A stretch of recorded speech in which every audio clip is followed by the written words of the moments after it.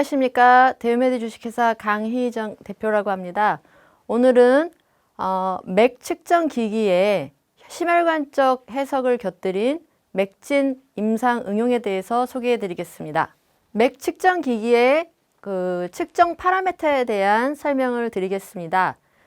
측정 기기를 임상에 활용하기 위해서는 기기에서 어떤 파라미터가 나오는지 먼저 이해를 해야 그것의 생리적, 물리적 의미를 가지고 임상에 적용이 가능하기 때문에 이러한 기초적인 설명을 드리겠습니다.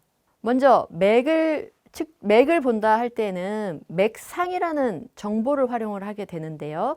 이 맥상을 분석하기 위해 사용되는 여러 가지 물리적인 파라미터는 단순히 2차원적인 맥파 형태 분석을 로만 커버가 되지 않습니다. 그래서 심혈관을 측정할 때 사용하는 기법이 주로 맥파 분석 기법인데 이것을 모두 포함하면서 그 외에 맥의 깊이라든가 그다음에 피부나 여러 가지 혈관의 특성 이런 것들 그리고 측정하는 위치에 대한 정보까지 포함을 해야지만 한의학에 쓰이는 맥상을 분석한다라고 할 수가 있겠습니다. 그래서 그림으로 표현을 하면은 맥파 분석은 맥상 분석이라는 테두리 안에 다 포함이 된다. 그렇기 때문에 우리가 기기를 이용한 맥파 분석에 대한 의미도 함께 살펴봐야 되겠습니다. 그래서 지금 보이시는 그림은 이제 ISO 18615 가압식 맥파 분석기의 표준에 실려 있는 기본적인 요골동맥 파형에 대한 설명입니다. 그래서 Y축은 세기, 그리고 X축은 시간에 대한 파라미터를 나타내고 있고요. 각각의 피크점이 가지는 의미와 그리고 각 피크에 해당하는 시간들, 그래서 맥이 탄력 있게 올라갔다가 어느 정도 혈관 자체가 갖고 있는 탄력에 의해서 복구가 되고 이것이 다시 판막이 닫히면서 그때 어느 정도의 세기로 그 박동이 되돌아서 오는가. 그 다음에 이제 말초까지 갔던 혈맥파가 반사가 돼서 다시 되돌아오면은 그 높이와 그 세기와 시간이 어디인가 이러한 것들이 이 맥파에 다 녹아 있습니다. 그래서 이것을 통해서 우리는 이 측정이 된 환자의 혈관 상태, 심장 상태를 유추를 할 수가 있게 되는 겁니다. 그래서 이러한 측정이 되는 기기에서는 보통 기본적인 인구학적 정보, 예를 들면 환자의 이름, 연령, 키, 몸무게, 그리고 키와 몸무게로부터 알 수 있는 BMI 정보 이런 것들이 나오게 되는데 그 외에 맥파 분석을 통해서 나오는 좀 전에 파형 분석을 통해서 나오는 파의 세기 그리고 시간 이러한 정보들이 이렇게 여러 가지가 다양하게 나오게 되고요. 그리고 그 후단에 보시게 되면은 이 맥이 맥상으로서는 부침을 구분을 하는데 그 인덱스는 몇 점이다. 그리고 빠르기의 인덱스는 몇 점이다. 이렇게 해서 이제 인덱스화, 그러니까 보통은 10단계, 11단계 이렇게 구분이 가능하고 그러한 구분을 통한 인덱스로 제공을 할 수가 있기 때문에 이렇게 나오는 맥파 정보, 맥상 정보는 다양한 통계 연구, 임상 연구에 활용이 가능합니다. 그래서 일례로 저희가 파형을 분석을 해서 이것이 과연 전통적인 맥을 측정하던 그러한 맥상의 요소, 예를 들면은 그 위수형세라고 하는 주요 파라미터가 있는데 이것들과 과연 연관이 있을까? 이것을 저희가 통계적으로 확인을 해본 연구 내용입니다. 그래서 통계에서 사용하는 그 요소 분석이라는 것이 있습니다. 요인 분석이라고 하는 건데요. 팩터가 여러 가지 파라미터를 측정하는데 어떤 팩터가 특징을 어떻게 갖고 있는가 이것을 알아낼 수 있는 겁니다. 예를 들면은 어떤 학급의 학생들이 A반과 B반이 있다고 했을 때 A반은 국어 성적이 높고 B반은 영어 성적이 높다. 이런 것을 구분하기 위해 하는 것이 이런 요인 분석 통계 방법입니다. 그래서 우리가 성인 150명을 대상으로 대표적인 맥파 측정 정보 그리고 맥상에 필요한 정보, 가압값, 맥의 최적, 3차원 볼륨, 그 다음에 세기, H 아까 했던 그 세기에 대한 정보들, 그 다음에 시간에 대한 정보들, 그리고 면적에 대한 정보들을 이렇게 쭉 정리를 해서 통계적 방법의 요인 분석을 해 보았습니다. 그랬더니 이제 상세한 표로 확인을 해 보시면은 첫 번째 팩터로 점수가 70점 이상, 80점 이상 나오는 파라미터들을 쭉 보게 되면은 팩터 1에 해당하는 파라미터는 Y축의 에너지, 이것은 맥의 3차원 볼륨입니다. 그것과 그 다음에 H1, 맥파의 2차원 세기입니다. 그리고 A, 이것은 파 전체의 면적을 얘기합니다. 결국에는 이것들의 특징은 살펴보시게 되면은 그 파가 갖고 있는 세기, 그러니까 우리가 얘기하는 위수 형태의 세에 해당한다고 할 수 있습니다. 그 다음에 팩터 2는 해당하는 파라미터를 보시게 되면은 T4, 이완기 시간이 시작할 때, 그리고 W라는 거는 이제 파형 안에 고압이 유지되는 시간입니다. 그래서 이것은 탄성과 연관이 되어 있습니다. 그리고 팩터 3도 이런 식으로 구분을 하게 되면은 맥파가 갖고 있는 시간에 대한 특성, 그리고 팩터 4는 박동수, 그리고 팩터 5는 깊이에 대한 정보입니다. 맥이 가장 선명하게 나오거나 혹은 맥파가 변화할 때 주는 영향이 가장 큰 파라미터를 깊이라고 본 것입니다. 그래서 이것은 우리가 인위적으로 구분한 게 아니라 정상인 150명이 자연적인 파형을 가지고 요인을 분석을 해봤더니 우리가 한의학에서 얘기하는 위수, 형세 4가지가 자연스럽게 갈라지는 것을 확인을 할 수가 있었습니다. 그래서 이렇게 갈라지는 파라미터들을 가지고 가압과 세기를 연관을 지으니 맥의 부친맥, 부맥, 중맥, 침맥을 구분할 수 있는 파라미터가 되는 것이고, 그 다음에 길이나 굵기에 관련된 정보는 또 별도로 나오게 되는 거고, 그리고 박동수 이런 것들이 연관이 되어서 근거 있게 맥상을 구분하는 도표가 완성이 될 수 있었습니다. 그렇기 때문에 맥파 분석 그리고 맥상을 찾기 위한 여러 가지 물리적 파라미터 분석이 다 어우러져서 이러한 객관적 맥 측정이 가능하다, 이렇게 보시면 되겠습니다. 자, 그러면 측정 기기에 대한 기본적인 파라미터 이해는 하셨고요. 그럼 이 기기를 어떻게 사용하지 하는 데 있어서 첫 번째, 측정에 대한 부분입니다. 그래서 일단 모든 바이탈 사인을 측정하는 생리적인 신호를 측정하는 기기들은, 우리가 심장이 작동하는 기기는, 이게 영향을 미치는 기기는 반드시 측정 전에 최소 5분간의 휴식 시간이 필요합니다. 그래야지만 환자가 걸어올 수도 있고 갑작스럽게 자세를 옮길 수도 있기 때문에 그럴 때는 최소한 5에서 10 박동의 변화가 있습니다. 이렇게 할 때 변화된 박동을 측정하려는 게 아니고 환자의 현재의 몸 상태를 가장 잘 나타내는 것을 보기 위해서는 최소 5분의 휴식 시간을 가져야 되는 거고요. 만약에 환자를 앉아서 재겠다 혹은 누워서 재겠다 그렇게 되면은 그 자세에서 5분의 휴식을 취하는 게 필요하겠습니다. 그래서 이러한 준비 과정을 반드시 지켜줘야 되는 거고요. 그 다음에 측정할 때 여러 가지 주의해야 되는 사항들이 있습니다. 그래서 목록에 보면은 이제 손목의 위치, 그 다음에 자세, 그리고 맥을 측정할 때 그 손목의 각도와 방향 등이 있습니다. 그리고 센서가 반드시 혈관 위치에 놓여야 된다. 그리고 센서를 감을 때 혈류를 방해하지 않아야 한다. 그리고 환자가 측정하는 자세에서 다리를 꼬고 앉는다거나 전체 혈류에 방해를 주는 동작을 해서는 안 된다. 그리고 환자가 측정 중에 말을 한다거나 주변 사람과 대화를 하는 것은 박동수의 변화를 주기 때문에 이것도 해서는 안 됩니다. 그리고 측정 중에 시간을 아끼기 위해서 설문을 유도하는 진단실도 있는데 이런 멘탈 타스크를 줘서도 되지 않습니다. 그리고 이 사람의 보통 상태의 맥을 측정하기 위한 거기 때문에 환자가 잠이 들어서도 안 됩니다. 그래서 이러한 것들이 측정 중에 주의할 사항입니다. 이 중에 중요한 3가지를 좀 자세히 말씀을 드리겠습니다. 첫 번째는 맥을 측정할 때, 우리가 혈압을 측정할 때도 마찬가지인데 환자의 심장 높이에서 맥을 측정을 하는 것이 제대로 측정할 수 있는 표준 방법이라고 볼 수 있습니다.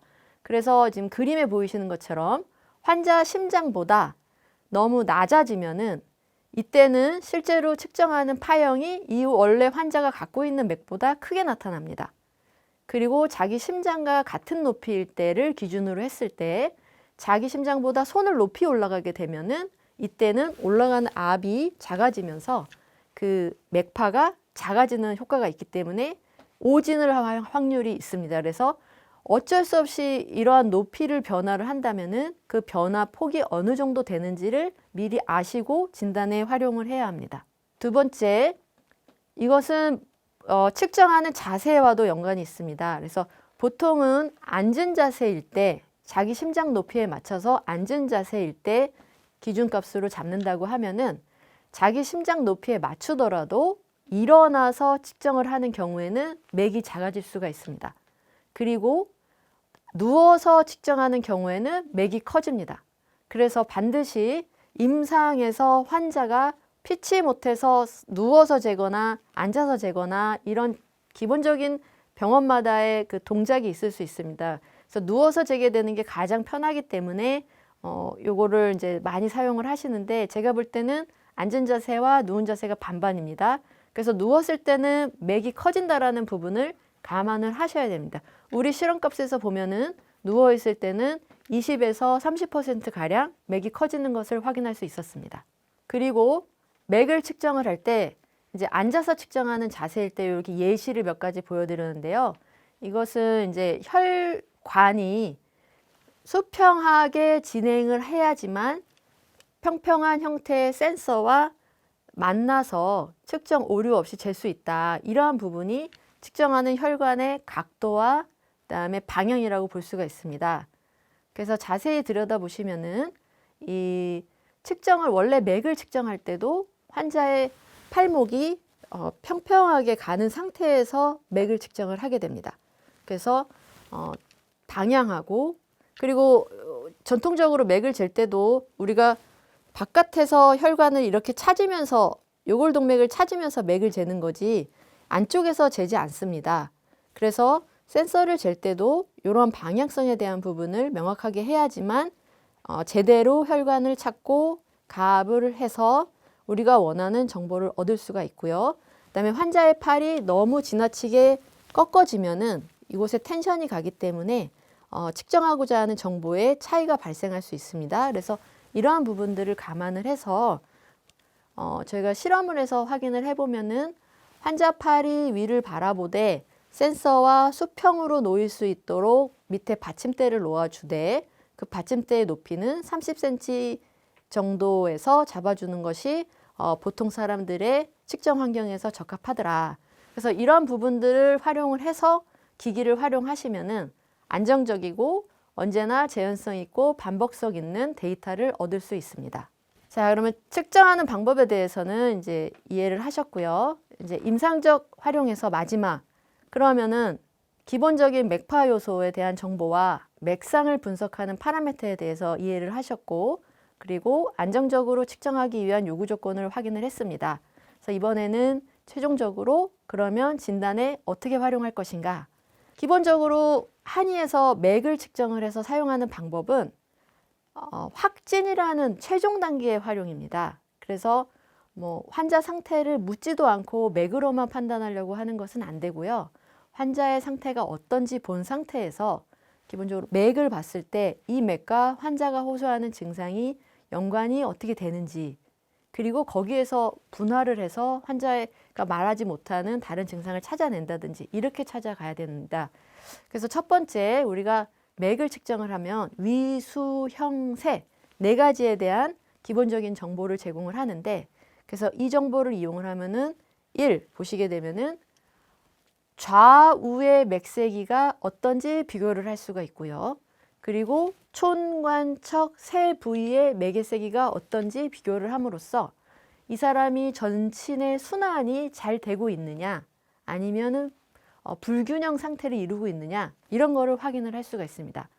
그 얘기는 이 사람이 대사증후군적인 문제가 있거나 아니면은 지속적으로 만성적 질환에 시달리고 있느냐 이런 것들을 판단하는데 기혈의 부조화를 보는 데에는 맥세기의 불균형 상태가 많이 참고가 될 수 있다고 생각을 합니다. 그리고 세기에 대한 불균형 정도를 본 후에는 두 번째 스텝으로 맥상 정보를 활용을 하게 됩니다. 그래서 다양한 맥파 요소와 맥상 요소를 가지고 맥상이 나오게 되면은 맥상이 갖고 있는 특성에 의해서 이 사람이 갖고 있는 병증을 연결을 할 수가 있습니다. 그래서 환자가 갖고 있는 병증 혹은 어떤 기능 부조화, 이상 증세, 그리고 변증의 판별 이런 것들이 가능하게 됩니다.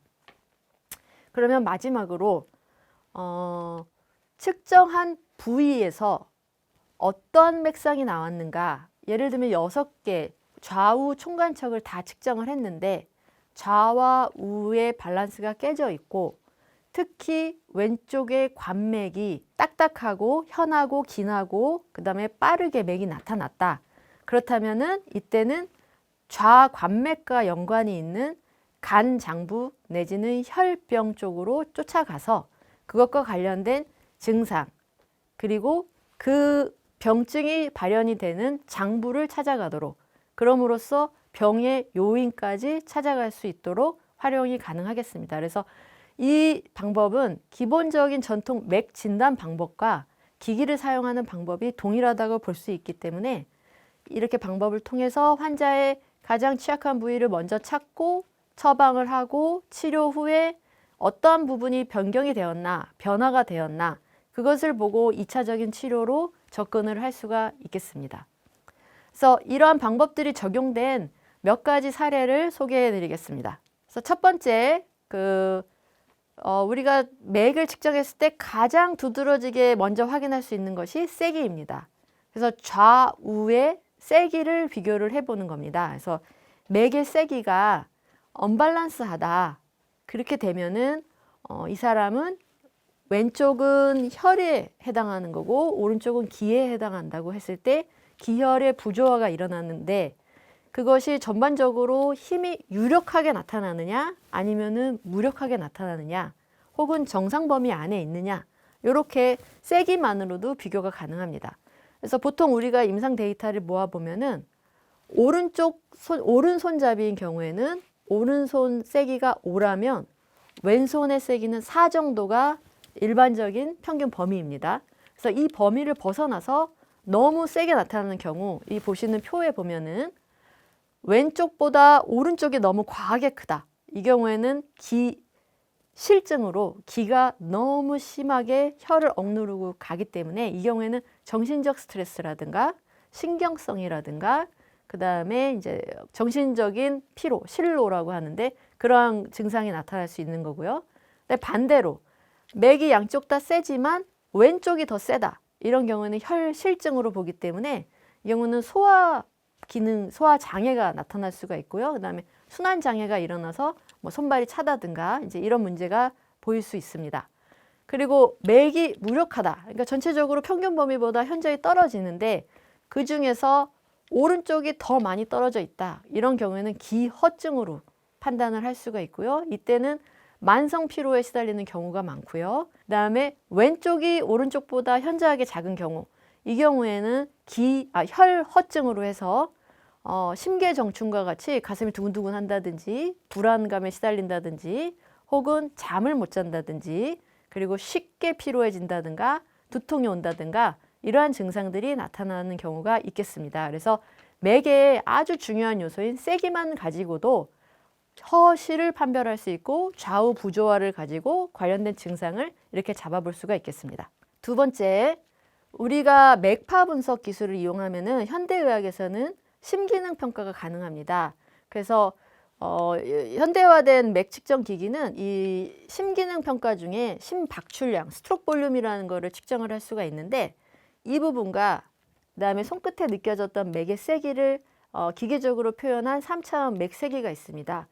그래서 보통은 스트로크 볼륨이 크면 맥세기도 크고 스트로크 볼륨이 작으면 맥세기도 작은 게 일반적인데 중풍이 와 있는 환자라든가 어딘가 순환에서 막혔거나 에러 사항이 있는 사람들은 이게 정반대의 현상으로 나타나는 경우가 있습니다. 그래서 일반적으로 동반 상승해야 되는데 이것이 어긋나 있는 경우, 이런 것들을 가지고 우리가 볼 수가 있는데 그중에 또 하나가 뭐냐면은 순환 저항이라는 값입니다. 그래서 저항이 세진다는 얘기는 우리 심장이 그만큼 일을 많이 해야 다른 사람처럼 피가 순환이 된다는 얘기이기 때문에 상식적으로 생각했을 때도 순환 저항이 커지면은 이 사람은 많이 피곤하겠구나, 그걸 알 수 있습니다. 그런데 그것을 그 요인이 뭐냐 그거별로 따져봤을 때는 순환 저항을 높이는 첫 번째 요인은 혈압입니다. 혈압이 높게 되면은 고혈압과 관련된 여러 가지 증상들, 뭐 머리가 아프고 뒷골이 땡기고 이런 증상들이 이제 관연이 되고, 그다음에 거기에 덧붙여서 혈관도 탄성을 잃게 됩니다. 그 다음에 두 번째 요인은 혈압은 정상이더라도 지금 혈관이 노화되고 있고 탄성이 부족해지고 있어서 순환이 정상이 아닌 경우, 이 경우에는 가슴이 답답해지면서 이제 통증이, 흉통이 생긴다든지 혹은 손발 저림 증상 같은 것이 나타날 수가 있습니다. 그리고 저항이 늘려주는 것 중에 하나는 이 사람이 뭐 과도하게 뭔가를 섭취를 했거나 이런 경우에 혈실증에 시달리면서 그게 순환에 문제가 생겨가지고 혹은 고지혈 혹은 고콜레스테롤 이러한 것들이 영향을 미쳐서 이 순환 저항을 높이기도 합니다.